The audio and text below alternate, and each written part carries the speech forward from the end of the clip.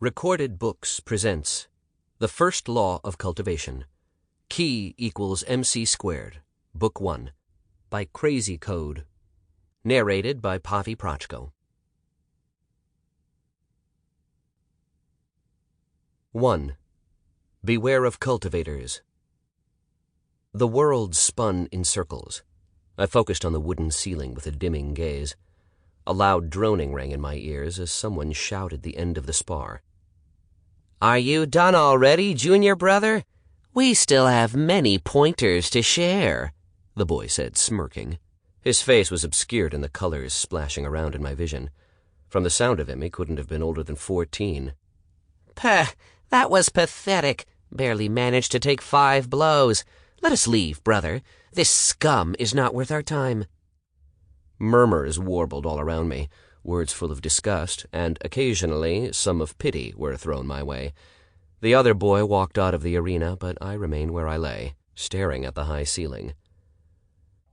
"Someone take Lu Jie to old man. He seems to have hit his head quite hard," a man spoke.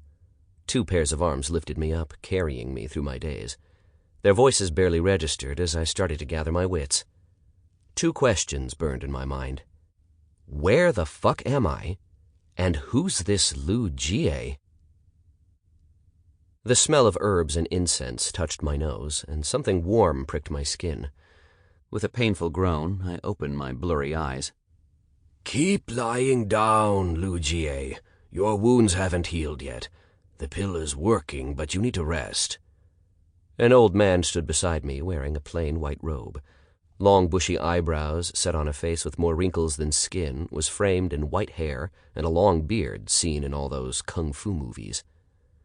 A boiling iron cauldron sat at the other end of the chamber, green smoke rising and twirling in the air, floating around the old man's hand. "I'll be making a Ki reinforcement pill. It will heal the damage to your dantian. You have nothing to worry about. You won't be crippled," the old man said with a kind smile, gently patting my shoulder. The old man walked back to his cauldron, and I let my head fall onto the coarse and hard bed underneath me. Where was I? The last I remembered was falling asleep preparing for my physics test paper, and the next instant I was being slammed around by some kids throwing magic bullshit. I didn't have to wait long. The answers started to come on their own. Lu Jie, a moderately talented kid from the 7 Rivers village who found out he'd been blessed with Ki. Like every other kid from a village, he decided to strike out his luck in the city and become a cultivator. The rest went as typical Chinese cultivation stories go. But Lu Jie was no main character. He barely got into the sect on his talents and struggled to keep up with his peers moving further through the ranks. Years went by. He was now 20 and still stuck at the 3rd realm. He got the short end of the stick when he recently caught the eyes of the insane twin young masters, being dumb enough to accept their proposal to give him pointers. Looking through his memories, it was obvious the twins just loved to beat and bully those weaker than them. They used the spar as an opportunity to beat other disciples up. Lu Jie just happened to be exceptionally unlucky, dying from a hit to the head. And now I'm Lu Jie. Fuck me.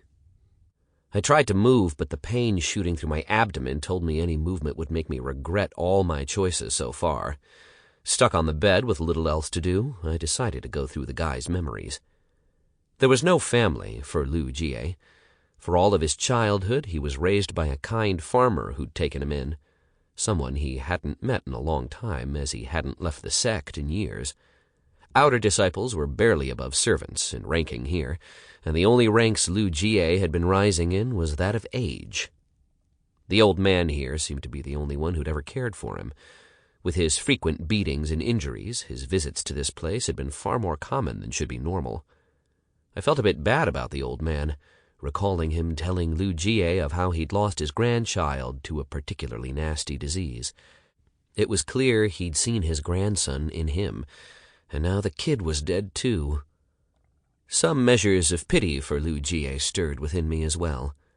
He'd been an arrogant guy, believing himself destined for greatness. The shattering of his dreams had been harsh, and he never said it out loud. Sample complete. Ready to continue?